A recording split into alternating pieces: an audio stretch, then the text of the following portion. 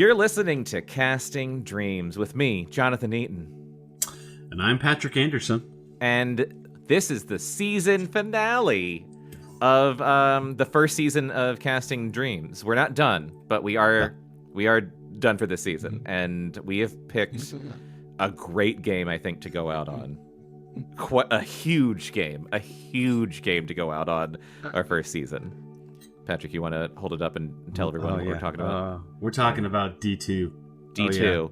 D2. D2. D.2. I don't know why there's a dot in the middle of it. Yeah, that's... Is it a dot? Yeah, it's like a dot. D, and then there's like a little dot, and then there's 2. Oh, real quick though, and this is very visual, so I apologize for anyone who's just listening to this, but I have a reveal for Patrick and for anyone who I might pull a clip of this. But back in December, I turned 40, and we had a birthday party here at my house for me, and my wife Becca planned this party that we had like talked about doing for a really long time, just as like its own thing. And then we were like, oh, that'd be a great one to do for Jonathan's 40th. And it was a middle school dance party. And the idea was like, you should dress how you did in like middle school. And for all of us, for the most part, that's like the 90s. So I went through, I've never thrown a t-shirt away ever in my entire life, which is insane. I have a million t-shirts. They're all in like storage. I don't know what to do with them. Beautiful. I was going through my old t-shirts trying to find like the best one to wear, and I ended up wearing, I think, a Brack shirt from like Space Ghost.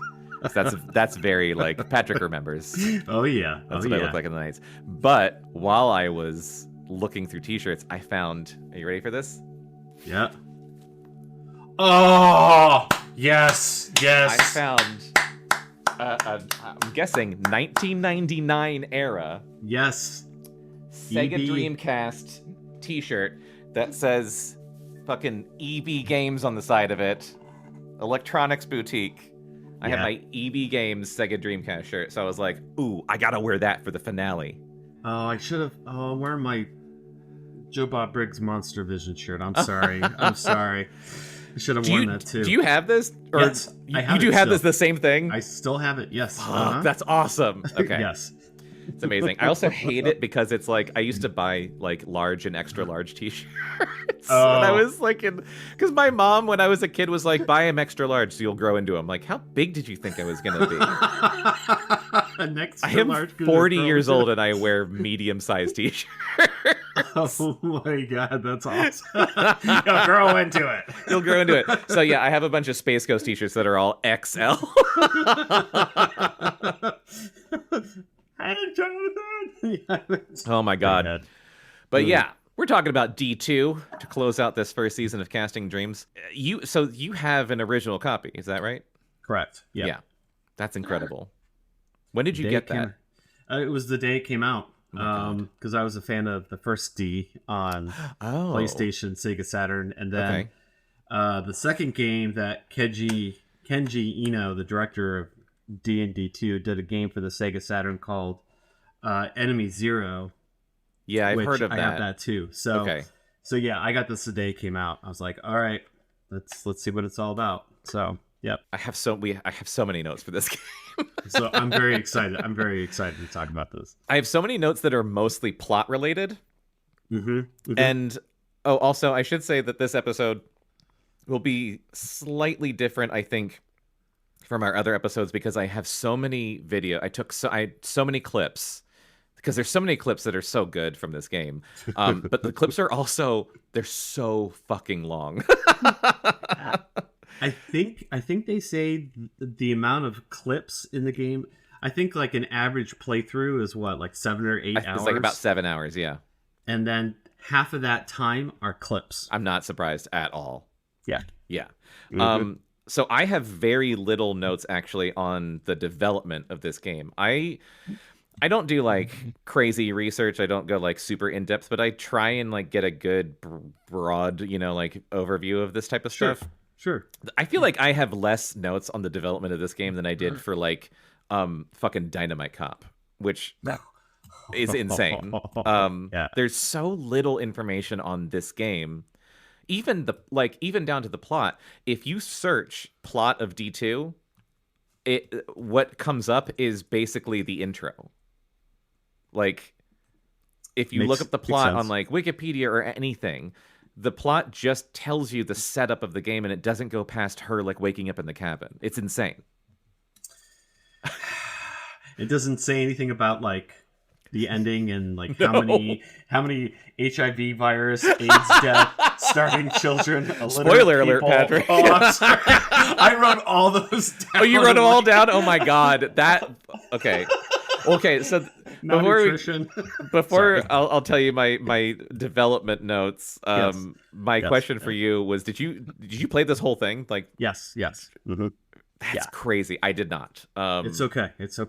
But that's awesome that you did. I had to see it. I mean, oh my God. It's been what? How many years? Let's just say 25, right? Let's say came out roughly 2000, around. I think. Yeah, so let's just say about that. So I'm like, okay, I'm this far. Might as well. I'm just good to go. So okay, yeah. And I will say, to jump ahead a little bit on like gameplay notes, this game was a lot easier to play than I thought it was going to be. Mm-hmm. Like miles ahead of like Blue Stingers, like some of the other stuff that we played that I really struggled with. I actually didn't with this, which was shocking. To me. I actually playing it again. Yeah, I was just like, oh, okay, so it's POV, and then you have your two buttons to look left and right, and just shoot and okay, there we go. All right, pretty simple, and really not that challenging, honestly, but. It's the story, Jonathan. It's the story. It's the story, Patrick. So like you said, this is the sequel to D.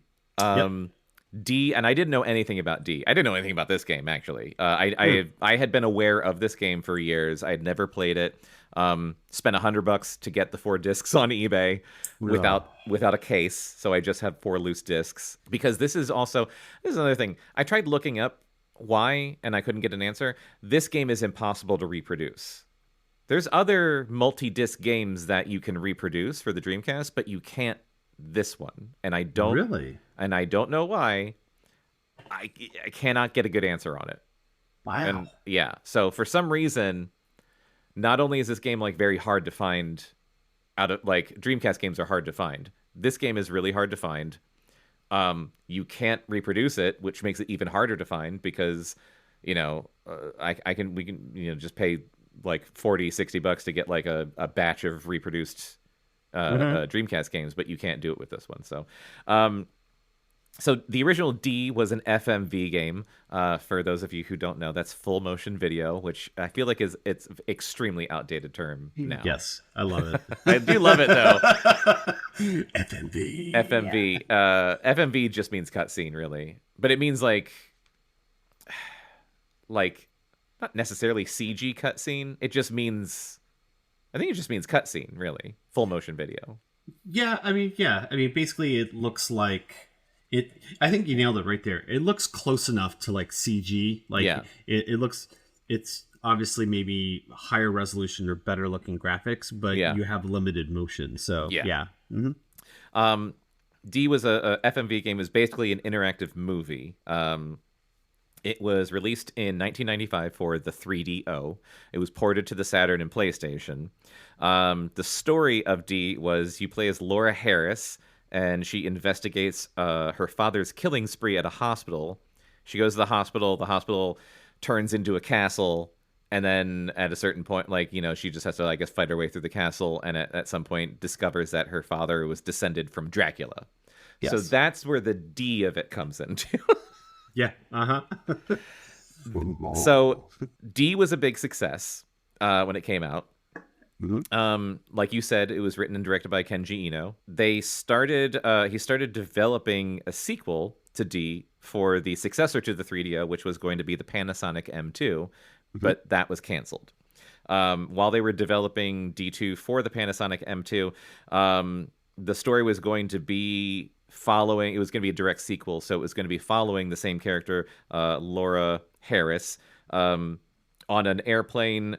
Her unborn child in her womb was going to be abducted from out of her womb, and then magically aged up and transported back in time to a castle. And then you were going to play as her teenage son and it was going to be all supernatural. The game was 50% complete when it was when the Panasonic M2 was canceled, and so instead of continuing to develop it for something else, they just scrapped everything and they started over completely, and they made this game, and they called it D2, even though it has nothing to do with D. And the character's name is Laura Parton. Laura Parton. No relation to Laura Harris. Nope. No. None. No. And a completely different story. Has nothing to do with Dracula, so I love that it's called D2. The character in Enemy Zero, I'm sorry to step off, but the Sega Saturn game, your main character's name is Laura. So, yes. Pretty... Yeah, I read... This is another thing I read, and I didn't write it down, but I just remembered.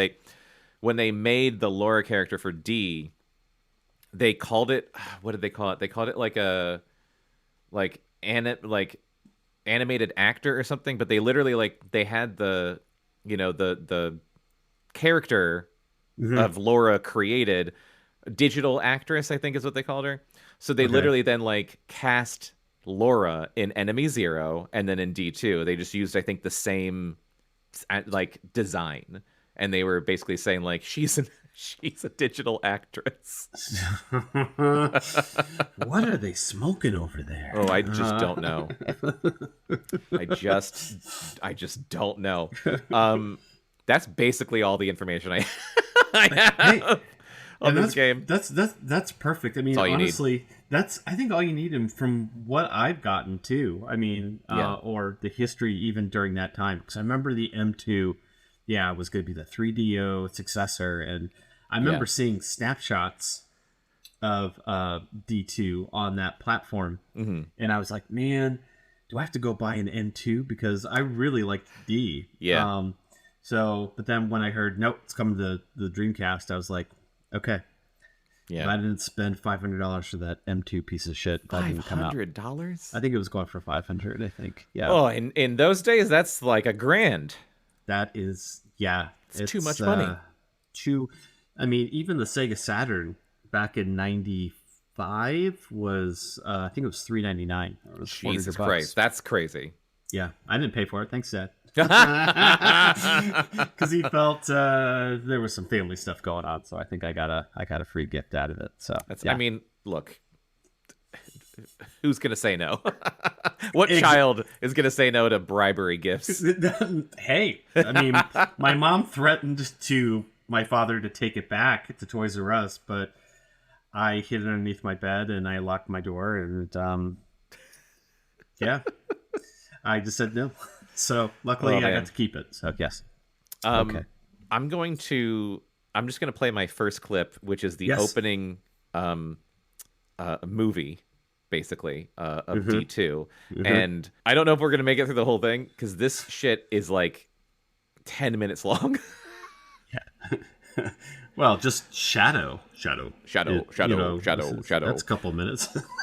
Okay, so here's a fun thing. I did not watch this because you have to put the fourth disc in to watch it. Right, yeah. When you start up D2, it's load game, new game, or opening movie. So I was like, oh, I'll play the opening movie. And then it said insert disc 4, and I am so lazy. And I was like, no. And I just started the game. But why wouldn't it just be on the first disc? It's probably a size, storage thing. They do that for Enemy Zero too on the Saturn. It's there's a separate disc just for intro and learn how to play, and then it's oh my God. Okay, put the other disc in. So, but at least make that disc 1. I don't know. Yeah, I think they call it disc 0. I think disc 0, Enemy Zero. Enemy Zero. Mm-hmm. So far, it's just a guy walking through the snow. Yeah, and screaming. D2, everybody. And then we get the title D2.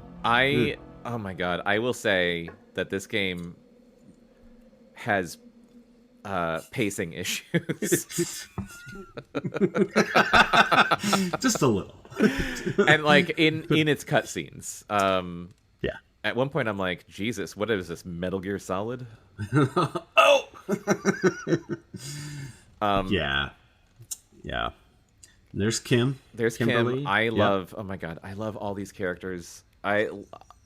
spoiler alert, I fucking love this game. Okay, good. I'm glad you like it.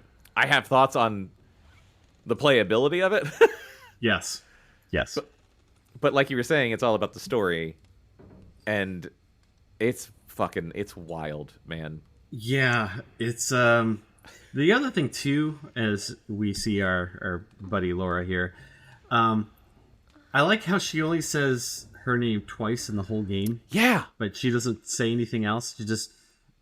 I don't understand that. I literally That's one of the all notes the I games. wrote. Yeah. I wrote. Oh, fuck, where is it?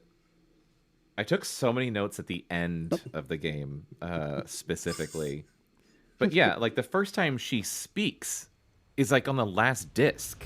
Yeah. Okay. Laura speaks for the first time entering the laboratory. She says her name, and then in the very, very end, in the like closing movie, she says David's name. She's like, David. Oh, David. That's right. Like the only thing this chick says is her own name and David's name.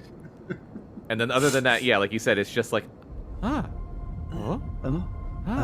Okay, so a meteor is coming to Earth. I don't know what that symbol is supposed to be.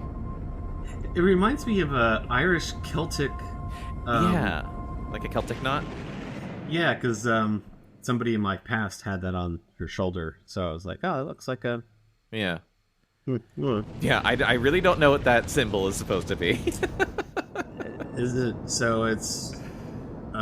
Yeah, they could have just showed the one piece of the meteor. I don't know why it has to break into something, but whatever. Okay, I mean, they really they go all out. Again, the pacing. They really they're just letting moments like sit. I really feel that Kenji Eno, playing this game and seeing how many cutscenes, very much like Hideo Kojima. I mean, I just feel like, dude, just make a movie. Like, don't. Yeah. Oh my God. Yes. Don't make a game. Just make a movie. Just make a movie. You want to be movie. a director. Clearly, you want to be a director. Yes. Just make a movie. And there's totally something to be said for the cross section between video games and movies. But there is a certain point. Okay. We're just going to be, talking through this entire movie because it is so long. Now we're with Laura. She's on an airplane. I don't know what she was typing. Like the date? The date, but like, I don't know why. I don't know. Have you ever played any of the, I think it's the Supermassive games, the ones that are like Until Dawn and the Quarry? Yes. Okay. Yep. Those games are also basically like interactive movies, and the appeal for those games are the branching paths, right? Like you make a ton of decisions, and like characters can die or not or whatever. But like I've only played, they have a bunch of them. I've only played Until Dawn and the Quarry. Oh, okay. Yeah.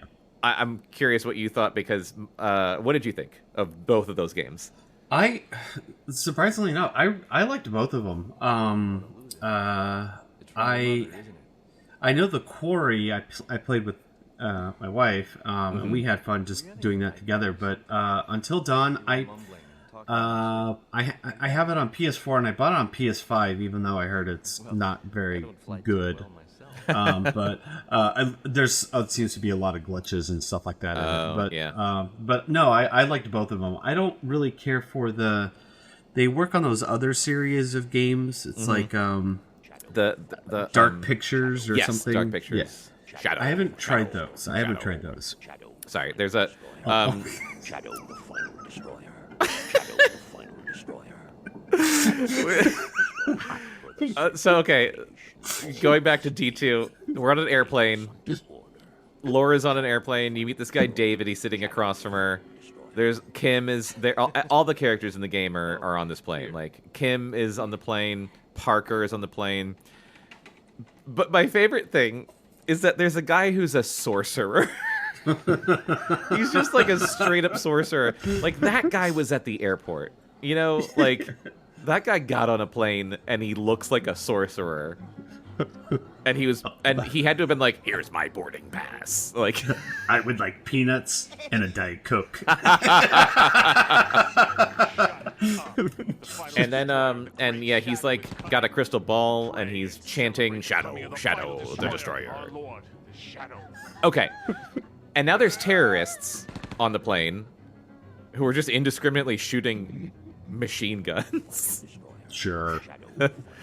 The guy in the sunglasses, the terrorist in the sunglasses, is he the first monster that busts through the cat? I that took me so long to figure out. Yeah. Because at one point you meet him again and he's like, I'm sorry, or whatever. And I was like, who are you? But then I was like, oh, it's that guy. Yeah. Okay. I liked Until Dawn fine. And then I played the Quarry because I liked Until Dawn, and I liked the Quarry, but when it was over, I liked it less than Until Dawn because Until Dawn had more fucking gameplay. Like, the Quarry was literally just a playable movie. Like, all you did was, like, do a couple of choices, really. You don't really, like, move people around that much. Right. And then it's over, and then I was, like, I was just doing a little bit of research. There... you have to, like, if you would want to do any branching paths, do anything differently, you have to play the whole game over again and basically, like, sit through everything over again. I'm like, I'm not going to do that. That's so much work. Oh. Like, No. yeah. This guy points a gun at a child. Okay. And I guess those bullets actually don't go through the plane except when he does the one final shot. Yes. Okay. He's shooting everywhere, and it's not doing anything to the plane, which is crazy for this plane. Bulletproof plane. So David, I don't remember when you find out, but, like, I think he's an FBI agent, right? Right, yeah, he's some type of agent. He's an FBI agent. He's got a gun. He shoots one of the terrorists. And then Laura has this compact that, for some reason, glows and shows, like, a premonition of a meteor hitting the plane right before it does. So then a meteor hits the plane. Plane goes down, and then Laura wakes up in the Arctic. And the compact that you see at the beginning intro, there's a compact in the first D game. So really? I guess that's one thing they brought over. Yeah, but it showed certain things like events or clues or things like that. So okay.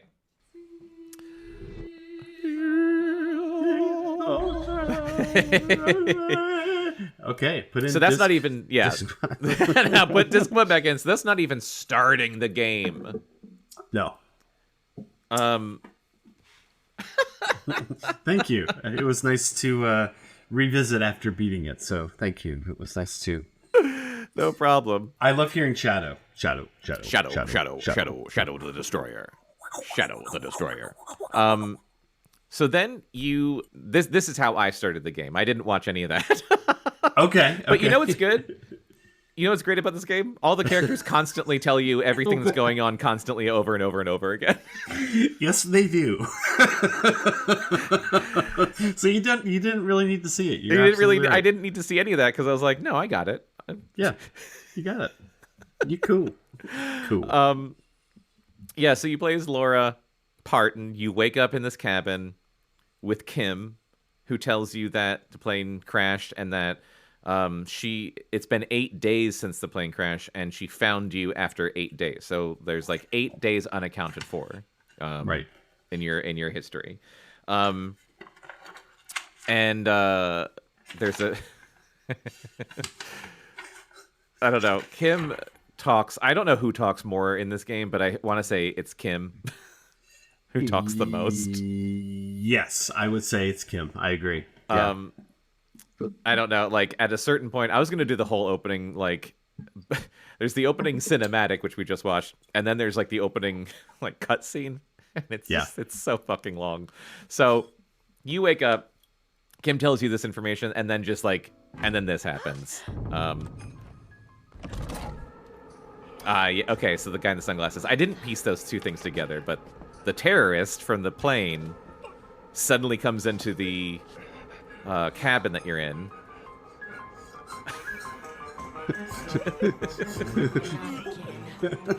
I'll be all right. And as we learn later in the game, he blossoms Yes, into a beautiful flower. Into a beautiful flower. There's a couple of things that I was really thinking of, like with the monsters. Obviously, the thing. Right. Huge thing. But then even like Resident Evil, I was like, I think Resident Evil might have lifted a lot of these like monster like designs. Well, I think it kind of works both ways. You know, they might have lifted some stuff, and then clearly, in order to really get the okay to go with a horror film, obviously Resident Evil will help lead that pack. So yeah, I think it's, it's good. It's okay. Yeah. He's got a big. This game is also like really sexual without being overtly sexual. Like, no one calls attention to it, but like there's straight up tentacle monsters. Okay, so this is another bit of trivia I had. This scene, Kim gets like wrapped up in this guy's big tentacle, and then like this little mouth comes out, and it's about to happen. It really takes this time. It's like this flower, and then this gross like mouth in the flower, shoves into her mouth. Okay, right here. Apparently that's censored. It's one of the only things they actually censored from the Japanese version to the US version. They moved the camera angle. So in the Japanese version, you see the tentacle basically like raping her mouth, which is what it's doing. Mm-hmm. And in this game, or in this version, it's implied. We know it's happening. But I just thought that was interesting. That was one of the only things though that they censored. There's other crazy shit in this game that's not censored. Yeah. Oh, like that. I was gonna say, kind of near the end with a certain machine that. Yup. Oh dear God. Yeah. I did not take a video for that, but I did take some notes, and we'll get to it. Well, yes, absolutely. Yes. And then, okay, so this is the other thing. It cuts from this monster shoving a tentacle into Kim's mouth, and then you see Laura picks up this rifle, and then it cuts to her point of view, and then you can like move the rifle around, but it doesn't let you shoot. It just like lets you move the rifle around for like a second. Right. And I was like, what did I do wrong? I was so confused. I don't really know. Jennings come in here and kick some ass. And then Parker is one of the other characters. He comes in, shoots the monster, it goes away. So that's how the game starts. Mm-hmm.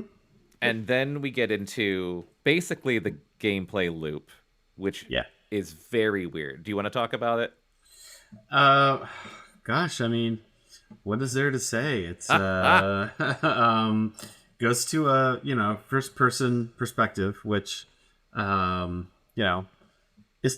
it's cool that it goes between third and first. That's I guess at that time was kind of neat. Like, okay, you have somewhat of a open world in the snow to walk around, even though it's not really open. It's linear, but it seems open. It's open for that. It's pretty open for that time. Yeah, exactly. Well put. And my guess is also why it's 4 discs, because that's probably just they needed that amount of space for the size of these levels. Yeah, I mean, you're going back and forth. I mean, there's no warp holes to to go. I'm just going to go back. I mean, there's a lot of backtracking, but that was the staple of the late 90s, early 2000 type of games. But when it goes to first person, I mean, basically it's seeing your gun that you're using, if it's a rifle or machine gun or whatever. And then I can't remember the buttons. Is it X and B, I think, is on the left-hand side of your screen? Yeah.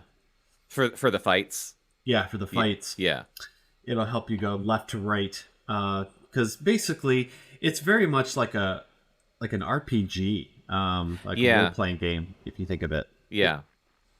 It has... and thank you. Yeah, we're seeing a clip of her walking around.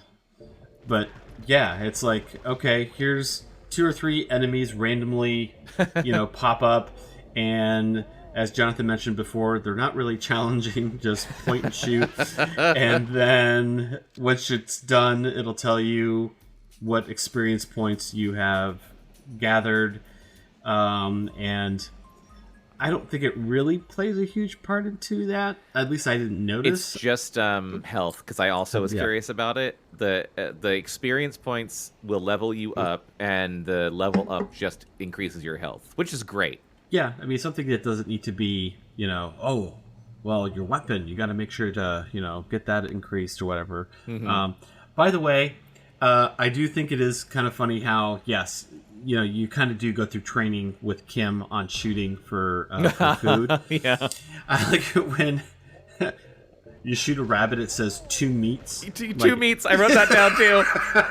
I got 2 meats. Yes! I got 2. Yeah. Okay. 2 meats. Here's my notes I took down. Okay, first, I took some notes while I was playing. This opening cutscene is long. And then I wrote, is this the plot of The Thing? Yeah. And then I wrote, why can't I shoot a gun? Oh, wait, I got 2 meats. Yeah, actually, I have Shadow, the Final Destroyer quotes. Shadow. I'm gonna not stop doing that. If I get that as my ringtone, that'd be pretty cool. Shadow the Destroyer. Hello. That'd be pretty cool. Yeah. But yeah, that's pretty much in a nutshell. It's RPG, random enemies, first person perspective. You do have not 360, you have 180 perspective in your first person. And then after you do your battle, then it goes back to that open world, searching around. I do like that music, though. I love the music. Isn't that cool? How when it ends the battle or anything, you go back and it's like... And then, and then when it goes back in the gameplay, that do. Yeah. I got real, I honestly, I was like, I love these musical stings. It's the same one every time, and I love it. Awesome. Okay, good, because I'm on the same page. I loved them. I actually made a note yeah, man. But the snow, just even the atmosphere. The atmosphere is great. Was awesome. Yeah, I really liked it. The atmosphere is awesome. I like that it changes times of day as you go through. So it there's different lighting. The levels are really huge, and you're basically you're in Canada in the wilderness, and there's basically one level per disc. So each disc is just its own area that you run around in. Yeah. And the interiors are weird too, because it was also giving me like you were saying, you run around on foot in third person outside. When you it's random monster encounters, so it really just seems to be has it been long enough, and have you gone far enough to have to fight more fucking monsters? Right. And then just you'll have to fight monsters. So all of that shit's random. But every time you go inside somewhere, it switches to first person, but right. You don't really move around. You just kind of it reminded me a lot of old school computer point and click games where you just Myst. where you just hover over shit and you're like, what's this? Because all you're doing is moving the camera left and right and then forward and back to pick things up or interact with people. Yeah. And then there was one segment in the whole game. I don't think there was any other part of the game that was like this. And it's on the first disc. You go to a mine at one point, and the whole mine segment is first person, Doom kind of, but right. You're not shooting, but you are wandering around in first person, and that was interesting. That was an interesting choice, I thought. I got really frustrated in the mine because I did too. I kept getting turned around, and I was like, motherfucker. Yeah. But I will say, I wasted a lot of time at the beginning of this game because I just didn't know what to do. And a huge problem I have is when I'm playing these old games, I keep playing them the way I play new games, and I like to explore. So I just went around exploring everything. And then eventually I literally looked up, I'm like, what am I supposed to do? And it was go back to the cabin. I'm like, are you fucking kidding me? But so for I swear to God, 45 straight minutes, I probably wandered around that entire first level, multiple times, going to the plane, going to the mine, going back to the plane, going to the mine. What am I missing? And it kind of helped me because just doing that, you just keep fighting monsters. And I leveled up a lot. So I got my health really high by the time I actually did anything story-wise in the game. I was probably level 6 or something. Oh, nice. By the time I happened. So I was I don't mind that.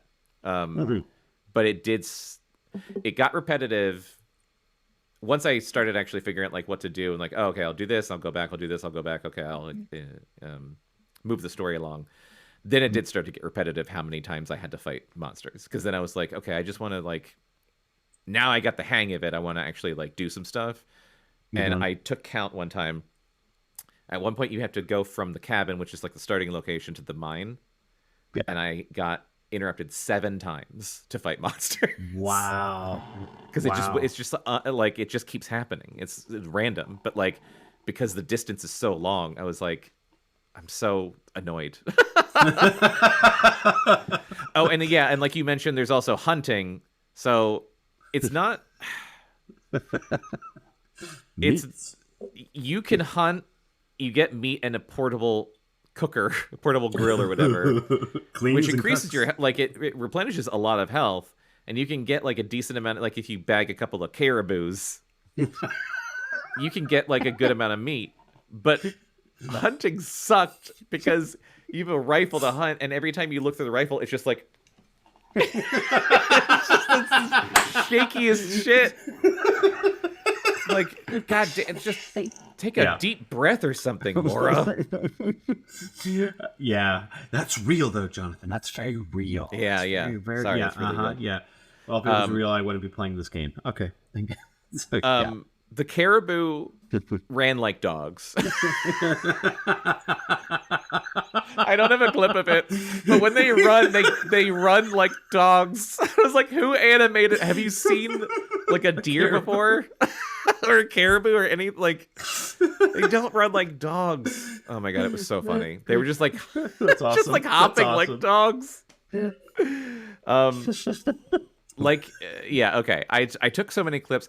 This I just want to play this. I want to let this one just like land a little bit for people listening. This is just a really good example of how batshit insane the dialogue. Oh, yeah. And this is really early in the game too. But you know what? I got an idea. I think there's something here that we can both use. Want to hear it? It's called Counting the Roses. I actually wrote the lyrics, believe it or not. I'm gonna pour myself some scotch while this happens. Yeah, well, yeah. I'm a poet.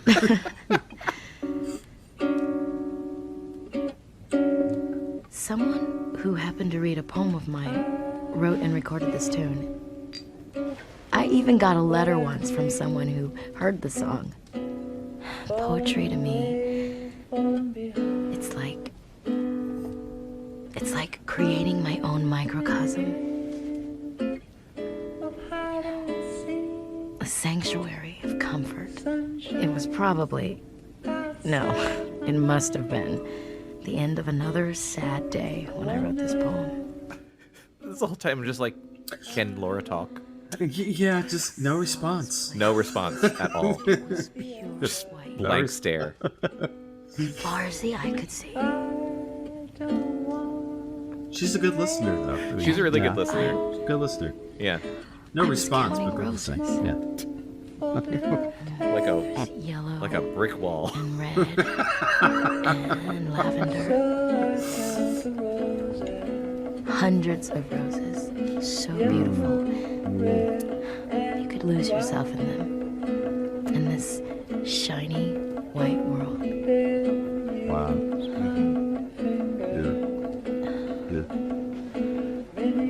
I wanted so much to go there. A warm, gentle place. Chilly, huh? Oh my God. Oh my God. There's one thing I can say for sure about my life. Sorry, Kim. Sorry. Sorry, yeah. I had a second chance. Sorry, what were you talking about? Roses? I Oh, wanted Jesus to Christ. manage Is myself. this still going? No way. Anything but that. I don't want to go through it again. Not my father's accidental death. I want Laura to like nod off, be like, I'm sorry, what? Sorry. You just see her eyes just... Just slowly close. She just starts to lay down. Actually, I would like it if her eyes just like swirling around, like, you know, like one eye went one way, another eye went the other way, like, woo! I'm listening. I recently went through some of my How long is poems, this song? and Wow. I Oh my realized god, something. it's so long. One of my hundreds. No. That's why, again, I'm like, dude, just make a movie. Yeah. I don't know what kind of budget that you're, thinking, but and obviously is very big on environmental issues, as we'll talk about later. Yeah. But yes, and big government and all that stuff. But yeah, just that. Thank you, Jonathan. I forgot about the Counting Roses. Counting song. Roses. Yeah. That was around the time when I was like, oh, this game's awesome. I wrote down let's see. I wrote down VMU's a compass. Cool. The VMU's a compass while you're running around. That's not that helpful, but I wandered around for 45 minutes before going back to Kim. Whoops, that was the note I took. Kim has Silent Hill / Twin Peaks vibes. Oh, and Patrick, I wrote this one specifically for you. The tone is reminding me of Deadly Premonition. And that is what I have right here in my page of notes. Amazing. This is basically, it's if Kenji, honestly, if Kenji was still alive, is he dead? Actually, he's dead. He died. Oh, I didn't know that. Early age. I think he was in his 30s. Jesus Christ. Late 30s, early that's 40s. sad. But he did pass away. But man, if Kenji and Swery65, the director of Deadly Premonition, just make a game, oh my god. Are you sure Kenji, died? Did he fake his death and change his name to Swery? You know what? That is a good question. That is a good I was really hardcore playing this game. I was like, this feels like Deadly Premonition, like in tone, in like the rambly, weird nature of it. Yes. Yeah. Yes. I think that's why when this obviously came out before Deadly, so when Deadly came out, it was like, oh, I'm gonna like this. Okay. Yep. Okay. Yeah. I liked D2, so this is gonna be the same thing. So. Yeah, Twin Peaks obviously, heavily influenced Deadly Premonition. I don't know if I ever read that Twin Peaks influenced Silent Hill. I remember reading some other stuff about like what influenced Silent Hill. But like that was like those two vibes, I don't know, like the weirdness of Twin Peaks and like this like the kind of rambly like monologues and stuff like that. Oh, also just like people saying Laura's name like Laura. I'm like, oh, it's Twin Peaks. Laura. Oh, my baby, Laura. But yeah, that and then the Silent Hill, just like that, like the music, I don't know, there's a very specific like tone and vibe from these kinds of like Japanese games from that era that are similar, and clearly like we have a pretty huge soft spot for. Love those guys. You have these visions throughout the whole game. I can't remember how many there are, but there's a lot of them. And I think I only took a video of the first one because at a certain point I was just like, I gotta stop taking clips. But like, Laura. Every once in a while, you like basically pass out, and then you have one of these crazy visions of an eclipse. There's this lady talking to you,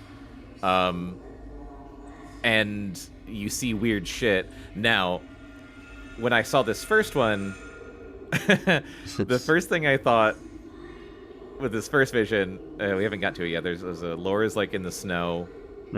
I think this is after you rescue the little girl in the mine. Yes. Yeah. So you go to the mine.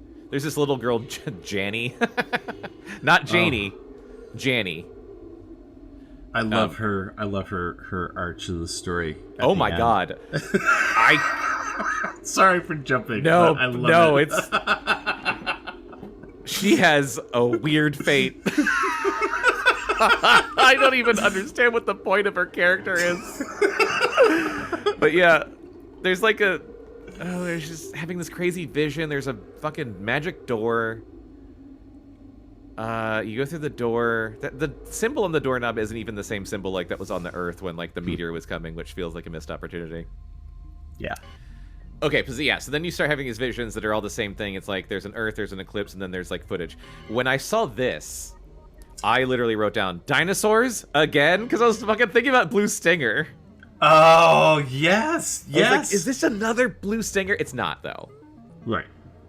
Because the what ends up happening is you have these visions throughout the whole game, and it's basically taking you through the history of the Earth. So the first one, which is this one, is dinosaurs and the meteor that wiped them out. That wipes them out. And it's all bad CG. All of the later visions is like stock footage, which is really jarring. Yeah, it doesn't fit. It doesn't fit very well. Sorry, Kenji. Yeah, it doesn't fit. But then you get that vision. Then I think so that's like disc 1. You get to disc 2. You get a snowmobile. So like the first entire disc, you have to run around this whole thing like by foot, and then you get a snowmobile, which makes traversing a little faster, which is nice.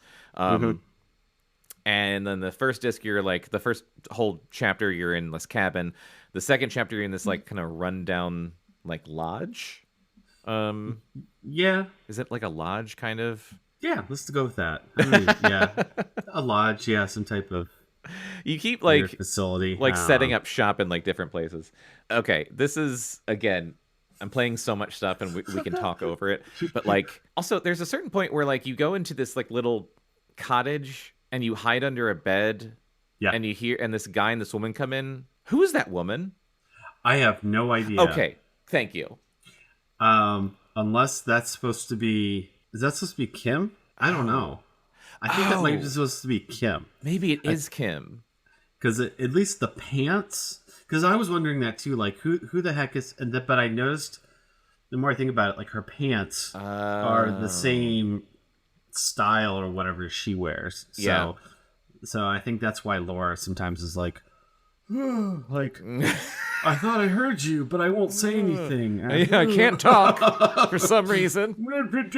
Yeah. What if she could talk and she didn't? Because she sounds like this. Yeah. Laura, shut up. Okay, that makes sense. Okay, so the woman in that little cottage is at one point you hear this conversation. You don't see the people. This like man and this woman walk into a cottage and their feet, and then the guy's like, "Hey, come on, baby. Oh yeah, mama," and then she kills him. Yeah. And the whole rest of the game, I was like, "Who the fuck was that woman?" But that makes sense that it was Kim. There's so much crazy shit that happens in this game. This scene. Oh. I started taking clips because I was like, this is too weird not to show. Oh, yes. Mm-hmm. You say amusing things. This is just the weirdest. This guy's acting is the weirdest shit. I bet all the people you victimized until now pleaded for their lives in this. It's like, you wouldn't say it's just bizarre. Yeah, it's weird. It's not like it's so weird. All of a sudden, Kim... Yeah. Sorry, what were you going to say? Oh, no, I was just going to say, it's not like it's bad or awful. It's just weird. It's weird. That's what I was... Yeah. Yeah. It's just, it doesn't make... I was like, why?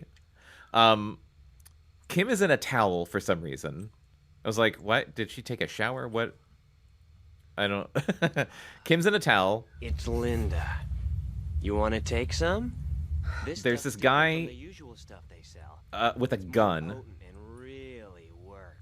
And the whole time he's talking to Kim in a towel, there's this drug called Linda. I guess it doesn't really matter, huh? It doesn't matter what happens to you because you're not drug makes you crazy, I guess. Like, there's this drug that people are taking, but taking it makes them, like, psychotic, I think. You say such crazy things. Yes. Yeah. What's not true? I saw you with my own two eyes. Yeah. What wasn't true about how you mutated into that thing? And the whole time, like, Laura is just watching this happen, and I get, like, they can't see her. Liar! You're disgusting. And he said about mutating into one of the creatures. Yeah. What I also really like, though, is his animation. He's just like... his limbs are very all over the place, and he's he's pretty flamboyant. He's holding this gun, and he's being very flamboyant because he's just like, what do you think?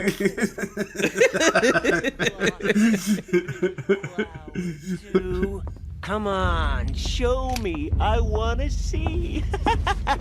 Whoa. All right. He's also just like smacking them in the face with a gun. Yeah, he does that a couple times. He does it a lot. And it's just like, I can take it. I know, like they don't react. They're, oh, ow. Oh, pistol whipped. Oh, this is where, like, if you bleed green, then you're, Yes. Yeah, This is another part where it's like, straight out of the thing.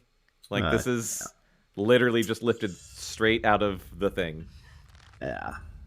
Again, it's not like I like this game because it's a Carpenter. I mean, it helps. It helps. You know, it helps. Yeah. Well, let's see. Who should I shoot first? I like that he's also wearing, like, a Christmas Green sweater beers. under a lab coat, I guess?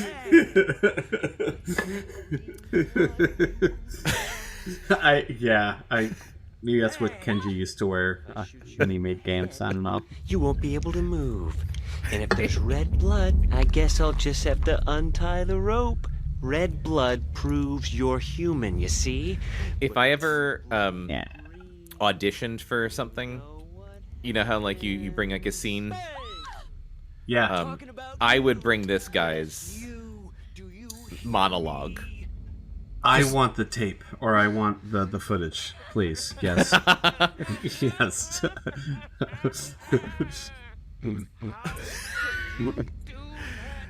He's giving also, like, Alfred Ashford vibes. Yes. Very whole, true. I saw you! Totally. I good call. Oh, and then he just starts vomiting. I truly, like, I was so transfixed during this entire scene. I'm like, whoa, what is any of this? And then he just takes more Linda. He takes more pills, more Linda. Yeah. Linda. Why Linda? Oh my god, I don't even know. This is, okay, the last note I wrote for this entire game also is, I love how the game barely explains anything. Yes, there's very true. It's very I would imagine people who play the game and like the game, yeah, that's like definitely one of their hopefully one of their things that they like about it. But yeah, it does not hold your hand. Like there's so many open plot holes in this thing that you're like, I guess I'll fill it out myself. I don't know. He shoots Kim in the leg and she bleeds green. Yep. So she's a monster. Yeah, and there's stuff that the game fully explains, and then there's stuff that the game's just like, figure it out. Yeah. Oh. And then, yeah. Does she have like a green or JJ or something? I'm trying to remember. Yeah, it's. I mean, the graphics are terrible. Yes. That reminds me of Dead Alive or Evil Dead or something. Just... Yeah, she has a monster comes out of her. It looks like it comes out of her stomach, but I think it is coming out of her vagina. I think it's coming out from between her legs, and it bites the dude's head off, and then, like, she starts to transform. And it's just like weird, gratuitous nudity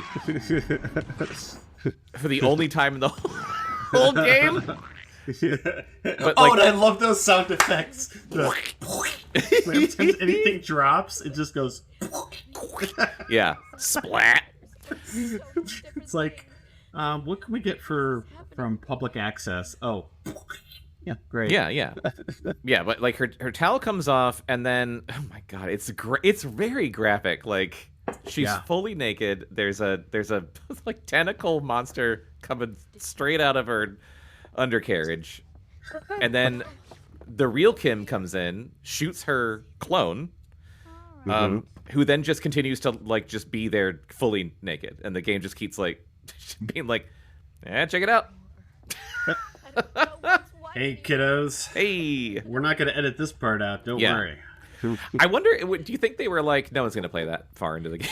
Yeah, I honestly, probably. We got to censor this opening cutscene of a tentacle going in her mouth, but like the rest of it that is even more graphic, let's just leave in there because no one's going to even get there. Or Kenji was like, because I heard he did that with D, like the produced game. Like he said, oh yeah, this is edited, but then before it went to pressing, I guess he like snuck back in a graphic scene. So I imagine he did maybe with this like, yeah, it's done. Here you go, and then Oh, I think I did read that. And I didn't take that note down. But now that you're saying it, I do remember that anecdote where he basically lied. He basically tricked them into publishing a really graphic game, which is pretty awesome. Yeah. No, he seemed like a really cool guy. I wish he was still around. That's it's a shame. Yeah. So just a clone. Yeah, just a crazy clone. Yeah, that's all it was. Like, okay, so there's clones. That part is fully not explained. No, it's not at all. No. But basically, yeah, there's clones. You run around like a new area. You find like a pharmaceuticals lab. Then you find this like an observatory. And I took a video of this. Again, I'm not going to play it because at a certain point I'm like, oh, I'm taking way too many clips. Oh. You meet like a mad scientist. Yeah, that part. Oh, should I play it? You know what? If you got it, let's do it. We'll talk through it. Yeah, I'm having so much fun revisiting these clips. Let's do it. Let's do it. You find this very lucid man who's dying. I guess he's like this also like just really isn't explained. You just like wander into this dark observatory and there's a dying guy who's talking to his wife who is a computer. Yeah. I mean, how did his wife become a computer? I was gonna actually ask you that because I don't know. I don't think the game tells you. I think it's just like, well, one day I put my wife in a computer, and now she's a computer. Yeah, great friend. Yeah. I mean, this is a huge exposition dump.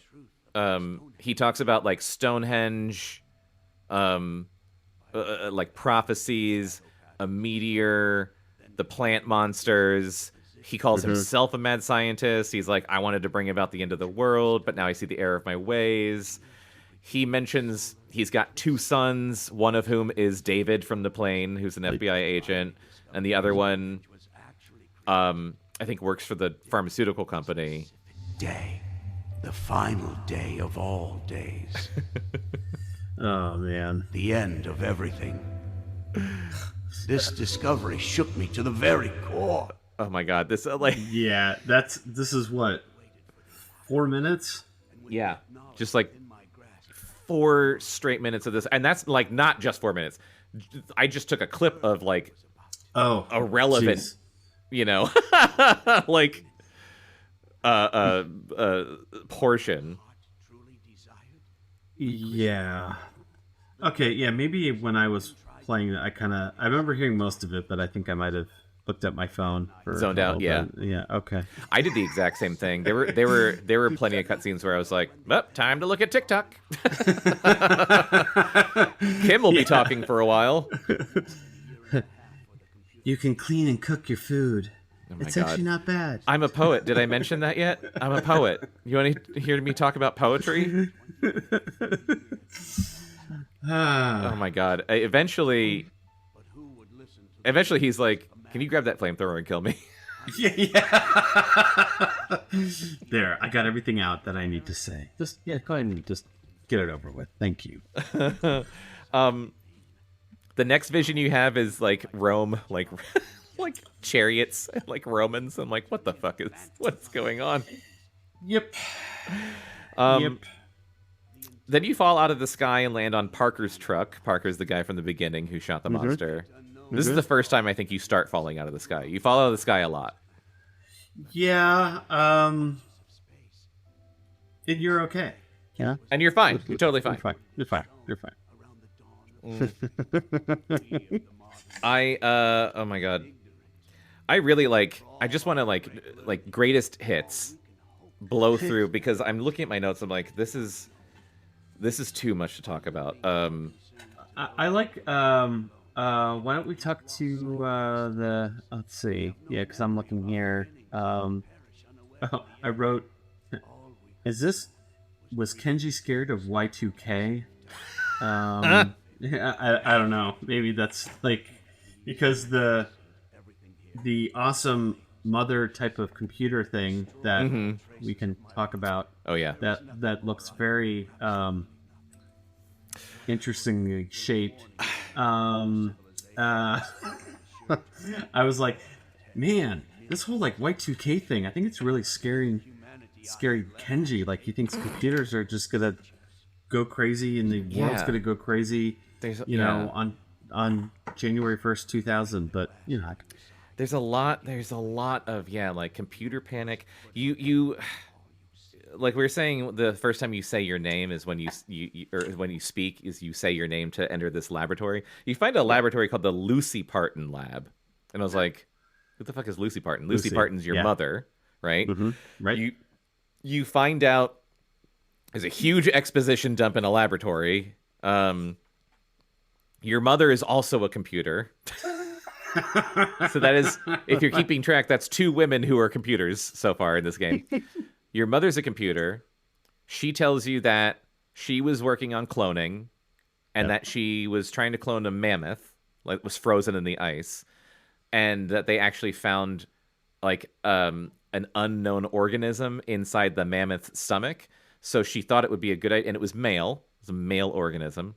So she thought it would be a great idea to take the preserved sperm from an unknown male organism in the preserved stomach of a mammoth and impregnate herself with it.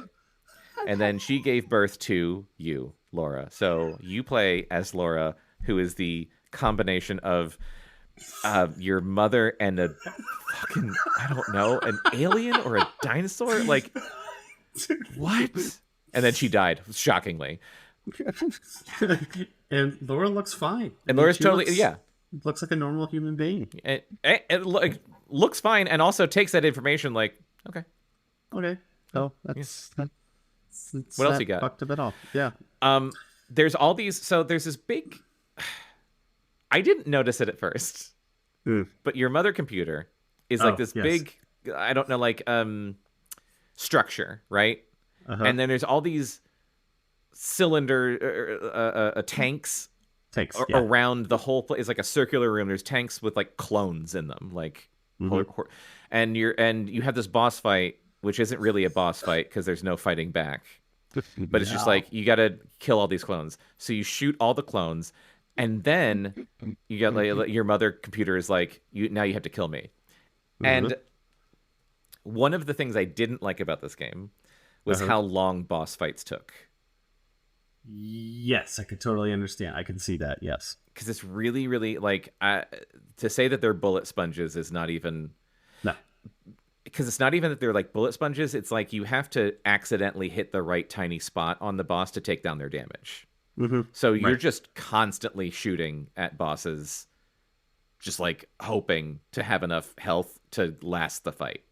And there was, like, very little... like skill involved. Skill, strategy, none of that. But you shoot all these like weird like faces that are like on your mom computer, and once they're gone, this opening thing, this thing opens up in the middle of it that you then have to shoot. And that was the point where I took this note. I wrote, "Is the mom computer a big vagina?" ? Yes. And it is unmistakably, and I did not take a clip because I will get flagged. And we'll probably have nightmares. I mean, I couldn't look at it all the way. I kind of was like, okay, I think I'm around here. I mean, like, it's interesting you didn't notice it before though, like with like like the legs. What? Yeah, that's what I was gonna say. Like once the thing opens up that you start shooting, that's when I was like, wait a second. Oh, okay, yeah. That's basically, you know, you're looking at this like metal structure that's like kind of tubular, and then in the middle of it, just imagine that you're looking at a naked woman. She's like a naked woman lying on her back with like her legs spread and like up, and you're just like gazing like straight down the barrel of her vagina. And that's what this looks like. And you have to shoot what is the vagina. It's like a weird computer, like I don't know, it's like it's gross. Computer flower thing. It's Yeah, like a flower. It's like making squishing noises. The whole time I'm like, what the fuck? Why? Why though? I don't know. It was so disturbing. Oh, it's so fucked up. Then and then the child melts. Like, I know we're jumping all over the. I'm sorry. I was laughing my ass off with that. Oh my god. The kid melts. Hang on. Did I take a clip of that? Yes, if you got a clip, because it's so messed up. I did. I'm crying. Hold on. Oh my god. Oh man. Okay. Oh, here we go. Oh, Laura, I think I'm getting sick. Laura, I can't talk. Laura, I'm scared. Please, Laura. She's glowing.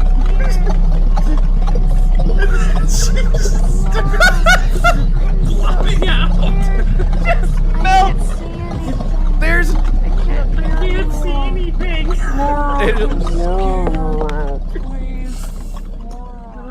Oh my god. There's no explanation for why that happened. No. None. No. Whatsoever. I guess it is kind of beautiful. Oh my god. In a weird way. Yes. What the fuck? I think I put that was my favorite scene. That was in the game. best scene. Yeah. Oh wait, hang on. Maybe my second favorite scene. Oh boy. Oh boy. Oh, okay. Let's see if I'm right. Let's see. Oh yes. Is this what you were thinking of? Yes. So Parker gets infected at some point and like goes off to die, and Kim is super upset, even though like it seemed like Kim hated Parker the whole time, and then all of a sudden she's like, "No, I love him." Yeah. So then like Parker's like a monster.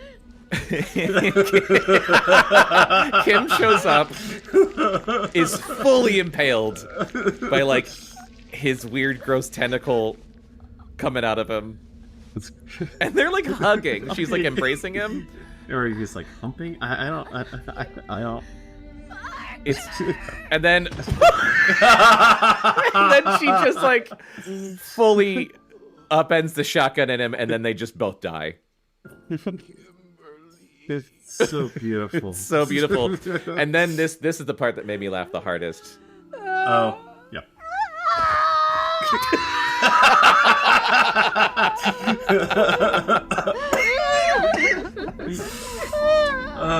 Just everyone's crying. Everyone's crying. Oh man. Oh man. We got I'm gonna need to like try and wrap up because like I took a clip of the crazy piano guy who like shoved a burning log in his mom's face. I don't even want to talk about that. Okay, this has nothing to do with anything. No, it's well, that weird kind Jesus. of, I guess, Twin Peaks or just bizarre things. Like, yeah. Oh, also when you're shooting your giant vagina mom computer, she also keeps just going, kill me, kill me, kill me, kill me. Like it's so beyond fucked up. It's really, really crazy. Yeah. Oh, I wrote down where is it? I was like, every couple hours we also see a sorcerer. Yep. Yep. Oh wait. Shit. Okay. I'm done. God. One more thing. One more clip. Because not the piano guy. The piano guy has literally nothing to do with anything. No, he's nothing to do with anything. It's just like, I don't know, a distraction. Weird with the bandages and stuff like that. So, yeah. But this broke my brain. Oh, who's there? Oh, I see. On the map, and one of the locations on the map, there's a place that's just like called like Priest's House or something. And you go into it, and it's just like a 500-year-old man with a metal arm and a parrot. Yeah. And I'm like, what the fuck does this have to do with anything? Have you ever heard of William Knife? And last year, I could not tell you. Yeah, I could not tell you. No, he reads you a prophecy, and then at a certain point he dies. The people there's two things I love about this. Number one is the foley of his metal hand. Yes. I'm talking about that meteorite but the second thing I love is, I think, about to happen. A golden hue. To protect this turning star from the crimson shadow, and awaken from the folds of time an ancient lord of destruction. Only then will hope lie with a child of destiny, born on both shores of history. I just like how Laura has no response. No response and no reaction.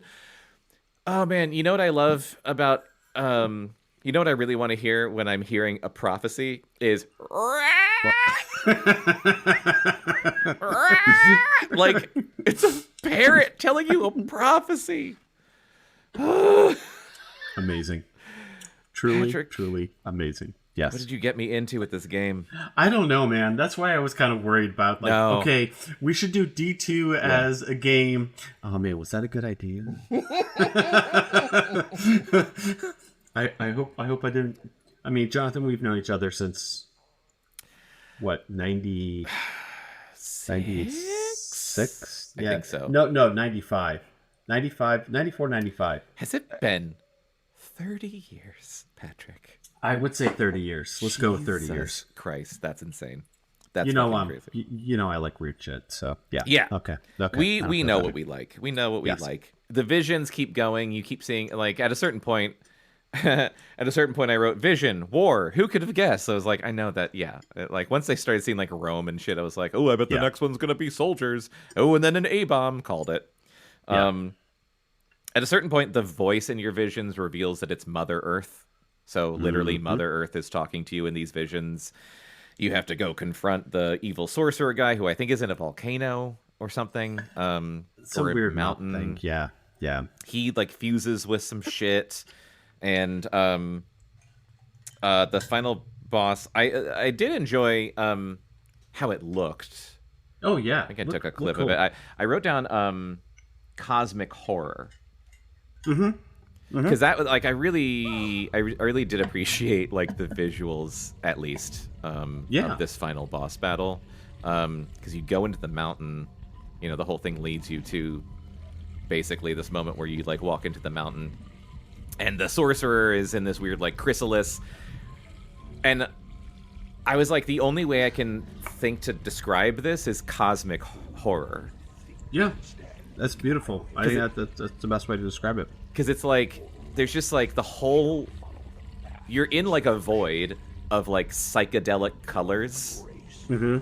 And there's this crazy spinning image behind the monster. And the monster is just this big, gross, fleshy ball covered in eyes. And I'm like, I am into how this looks. Uh-huh. You know what the amazing thing was? Huh. I remember back when this game got released, or when it was released, and EGM did a review of this game. This was the image. I don't know if you remember EGM. They always had like a picture of the game, and then they had the ratings below it. This was the image they had for D2. What? That's a huge spoiler. Yeah. I mean, it was probably like a picture like this. Like, and I went back... I don't know, it was a while ago, because I have a stack of magazines, and I was just like, what the... They just put the end boss in the fucking review. I'm like, they They don't care. Well, I was just gonna say, like, once again, they were probably like, no one's gonna make it that far. I think they gave it like 6 5s and 6s. Yeah. Yeah, it was reviewed like okay, essentially. Like I think people praise the story, but weirdly, I think they had the same kind of criticisms that I do in the year 2025, which is just like the gameplay loop is pretty monotonous and repetitive, and it gets like the gameplay gets stale. The story is batshit nuts. Yeah. And that's really the reason to play this game. I for the final boss battle, I wrote, bold move to have to fight with no audio or video. Yes, because your eyes and ears. Yeah. It takes it away. Yeah. So, yeah. The boss takes away the final boss takes away your vision and then your hearing, and then it's just literally just silence and and black. Oh, there was a point earlier in the game. Hang on, I wrote this note. Oh, it was right after Kim and Parker die. Okay. Right after Kim and Parker die, you hear Kim again, and she recites a poem over a black screen. There's nothing on screen. It's just an audio of her poem. I timed it 3.5 minutes. Holy shit. 3.5 minutes of literally nothing on screen and just the audio of her reading a fucking poem. I must have timed out. You're probably looking at your phone. Yeah. I was looking at my phone. Wow. Yeah. Wow. 3 minutes. Holy shit. But yeah, you fight the boss. He takes away your eyes and your ears. You die, basically, I think. I think you die, and then you eat a magic flower and then come back and kill him. Yeah. And then you wake up after all that's done. You remake the Earth or something. And then Then you see David, yeah. Yeah, and then you wake up like in a bookstore in Times Square on New Year's Eve, 1999. And then, and David is there. So we didn't even talk about David. The whole game, you have these like kind of flashbacks of like talking to David. And I think it's eventually revealed that like those 8 days that were missing, he was taking care of you, and then he died. So like he's been dead the whole time. But everyone dies, but basically like I think the conceit is that once you beat the final boss and you're able to like fix everything, you undo everything. So like no one's actually dead. Like you just show back up and no one remembers you, but like Kim is alive because like you're in a bookstore and there's like a book of her poetry. I'm assuming Parker is probably searching for UFOs, which was his job. And then you meet David, and then you go outside, and it's New Year's Eve. It's just New Year's Eve. It's like, this is what I thought was funny about this is like it's New Year's Eve 1999. Yeah. And you're just in a bookstore at near midnight. Yeah. It's like 11:45. and this guy's just like, hey, you dropped your locket. By the way, it's almost the new millennia. Yeah. Do you want to celebrate it, or you just want to buy that Kim book? That's pretty awesome. I love that poet. That poem. Yeah. Please. Okay. And then you and then the game ends. Yeah. With a stock footage montage of all of the stock footage that was in all of the visions. Mm-hmm. And then it's just like infographic after infographic after infographic. And you said you wrote them down? Yeah, so let's see. This is a bummer. So there's a definition of the Earth. Like what the Earth is. Yeah, just like here's what the Earth is. Yeah. Population statistics, HIV virus statistics, AIDS death statistics, starving children statistics, illiterate people statistics. Yeah. Living without electricity statistics, malnutrition statistics, rainforest statistics, temperature, carbon dioxide, plant species, fish species, bird species, manual species that go extinct. That was the last one. So extinction. Yeah. So yeah, I'm like, what the? I'm like, okay. The first like couple infographics, I was like, oh, okay, and then it was like HIV. I'm like, what? Wait, what? AIDS deaths? Huh? Deforestation. I'm like, okay, all right, I get it. Fish species. Yeah, but really, like, there was like several back-to-back graphics of like HIV, and I'm like, was this game about AIDS? No. Okay. Oh my god! Did it, we did it. I thought by the time we finished talking, this ending movie ending movie would be done, but it's not. They're still outside the bookstore.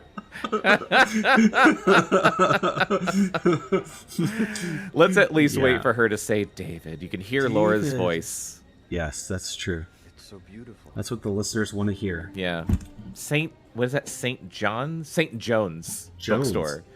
Oh yeah, the great St. John's. That's and like I love this era of stuff. Oh wait, here we go. Here she's about to speak. Well, anyway, I guess I'll be going. David.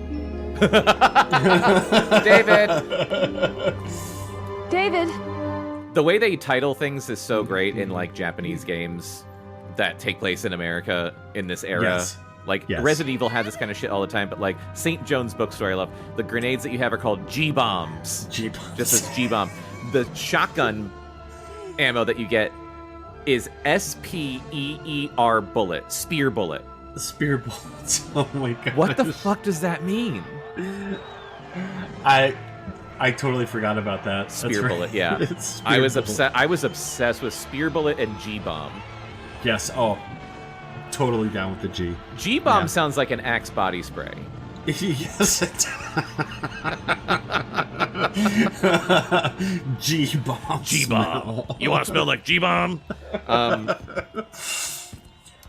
I have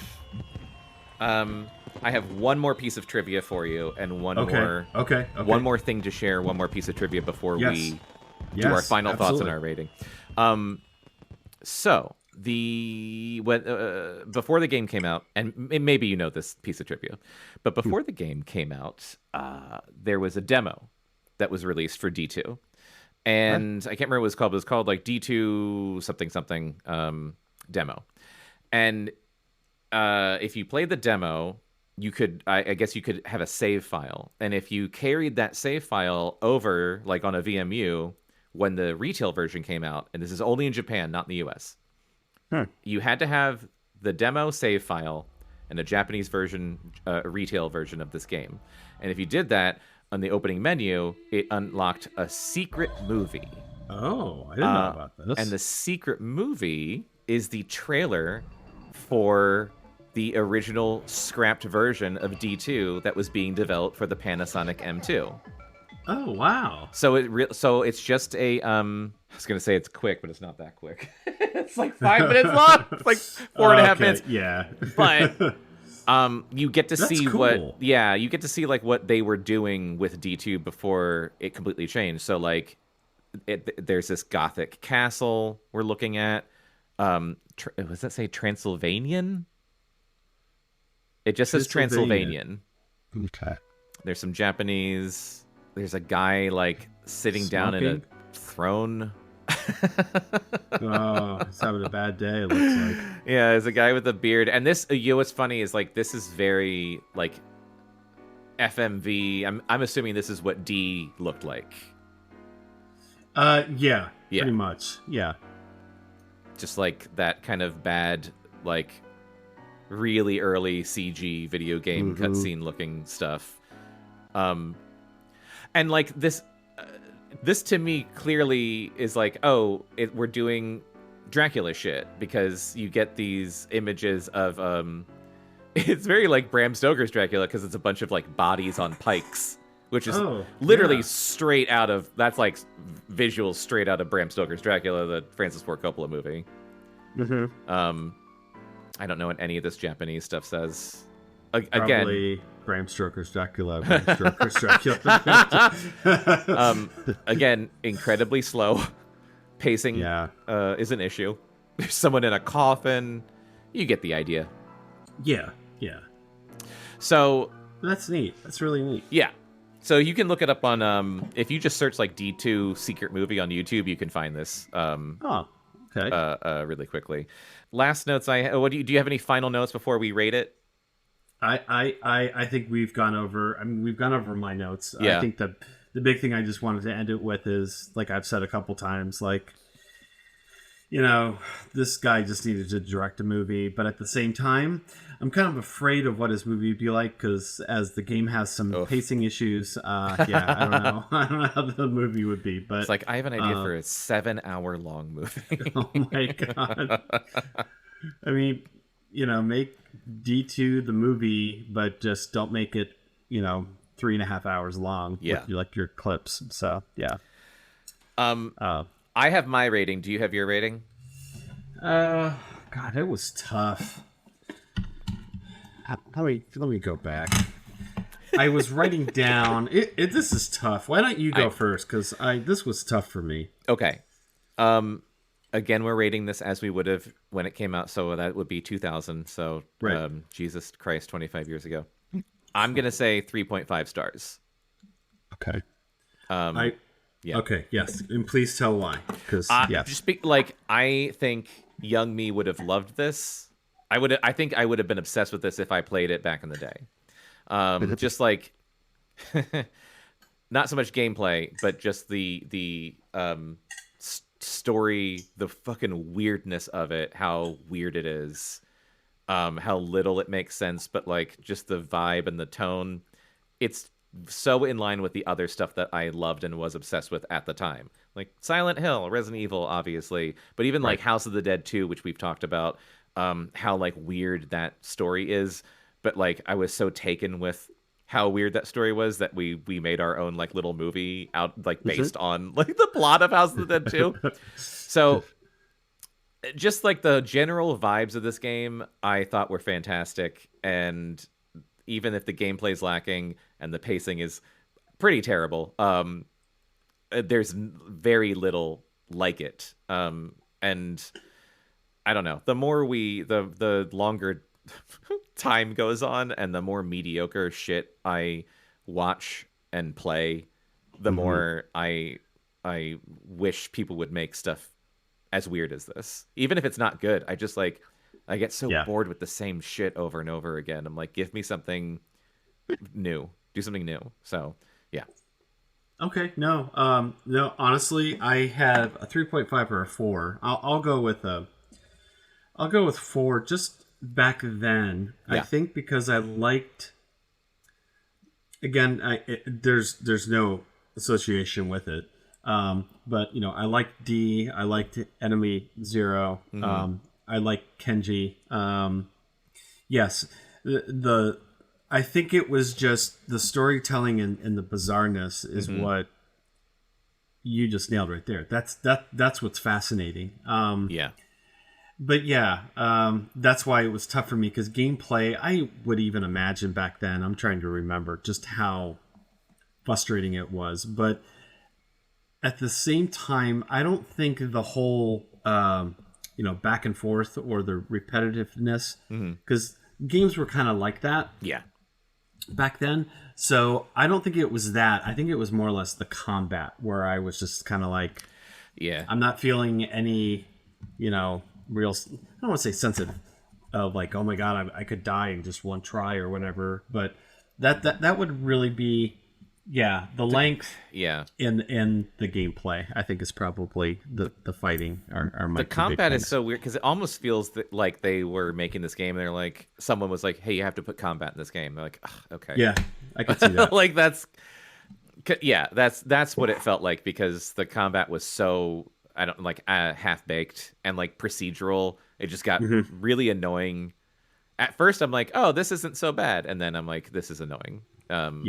I'm annoyed by the combat. The boss fights are too long. The combat's super repetitive. Two things I loved about the game in 2025: unlimited ammo for a lot of the guns, and you can save anytime you want. That's a huge one, that you can save anytime you want. Some games now don't let you do that, and that's fucking crazy. No. You have to go to this checkpoint. What? It's like every single video game should let you save whenever the fuck you want to save at any point. I will die on that hill. I'll join you. Yeah. Yeah. I mean, but it's so true. I mean, and on a side tangent, sorry, but I think that's honestly why I have such a hard time playing with. And I know this is a thing with games for years, but especially now, like what we're just talking about, that's what I get frustrated with a lot, because if I do not, like D, I didn't play it all straight in a row. I mean, I played the first half last weekend, and then I finished it up this weekend. But that's the hard thing I have with games is if I'm back to a standpoint, and then I have to remember what I've done. Let's say because of work and just general life. Yeah. I didn't play this for a month. Yeah. And now I'm back here going, okay, I know there's instructions what I have to do next, but how do I get there? What did I need to get before I did that? And I get turned off. That's usually how I stop playing games. Like I have to redo it, and I don't want to spend the time. Yes. So I completely agree with that too. Because that's happened to me before. Even just like today. Shortly before we did this, I was playing Avowed, and I like Avowed is very fun. I would recommend it, but I haven't played it in like at least a week, if not more. I might have not played it in like 2 weeks, and even just that period of time, just like not playing it for 2 weeks, I was like, "Fuck, I don't remember how to do anything. What am I doing? I don't remember how any of this goes." Yeah. Oh well. Well. You're gonna be so disappointed with me, and I don't know how long it's gonna take, but that was like Silent Hill for me. I love Silent Hill 2, the remake. I love it, and I want to go back to it, but I know I'm gonna have to start over again. Oh, you started playing it and then put it down? Yeah, shit. It's been a while. It's been close to a month, I would say. Yeah, you're fucked. The Silent Hill 2 remake is so good. But it's very faithful to the original Silent Hill 2 in that, like, it is not a game that holds your hand. You have to remember exactly what you're doing and where you are and like where you're going and all that shit. And if you put that down for like even like a couple of days, you're going to pick it back up and be like, oh God, what was I doing? Yeah. How long does it take you to beat it? Do you remember? I think a week. I don't know how many hours, but I think I started playing it, and then I probably finished it in about a week. And I played a lot of it, like because I was really into it. So I was probably playing it like every night. Okay, yeah, because that's a lot of your PS5. You don't have a physical disc one, right? You just have the. I do. Yeah, I do everything digitally now. Because I have some games that I could just give you. I'll be like, I know you have this one. You have this one. Do you have? Was that game Stellar Blade? Oh yeah, I've heard of that. I bought it thinking oh cool, it'll be like a fun game. Yeah. I haven't even turned it on yet. Jesus. The thing is just sitting there on the shelf. I'd give it to you, like, dude, I don't know why I spent $60 here. Just take it. But did you get Bomb Rush Cyberpunk? No, I. Thank you for reminding me. I know you found a physical copy. I think I put it in my cart. And okay. I didn't go through. Yeah. Shit. Thank you for the reminder. Yeah. I appreciate it. Okay, yeah, I'll go ahead and get that. I'll get that one taken care of. Yeah. Okay. Thank you. No, because can you play 2 players in that, or is it just? I think it's just one. One. Wow. Because in a couple weeks, I'm gonna have to pick out. I'm gonna have to pick out some 2-player stuff. We're gonna be in the same location for the first time in years. And with that. Let's bring to a close our first season of Casting Dreams. This is awesome. Thank you for recommending D2. Thank you for listening, everyone out there, for listening to this. We're going to take a break. We'll be back probably later this year. I'm not going to say when because I have no idea, but we're going to take a break, and then we're going to come back with another 10 games, and we'll do a second season of this. And I think we had a third season planned out too, because we sat down a little while ago and like made up a whole list of games that we want to play and talk about. So we'll be back, but in the meantime, you can follow Casting Dreams wherever you find podcasts. You can subscribe to them, and you can follow Casting Dreams on TikTok and Instagram, and you can follow Cactus Rodeo, which is my podcast network and comics. You can follow Cactus Rodeo on Facebook, and that's pretty much it. If you have anything that you'd like to say, you can just leave us a comment, or you can email us at podcast@cactusrodeo.com. Patrick, any final thoughts on the first season of Casting Dreams? This has been awesome. Yeah. This has been something in talks. I mean, we've talked about this for like 5 years, like 6 years, 7 years. I don't know, a long ass time. So I want to thank you for getting this pushed on something I love very much, which is the Dreamcast. Yes. And yeah, man, it's been great. I really look forward to these. I have a blast. Yeah, me too. And yeah, we just get to talk about stuff we love. I mean, how cool is that? Yeah. So it's an excuse for us to hang out. Well, that too. So yes, that too. But yeah, thanks, man. This has been great. Thank you for doing everything you're doing. Thank you, and thank you for listening. And we will see you. We'll be back later this year with more Casting Dreams. Cast hard? Dream big? No. No, I think that's it. Cast hard, dream big. Okay. Hey, let's do it again. For real this time. Cast hard. Dream big.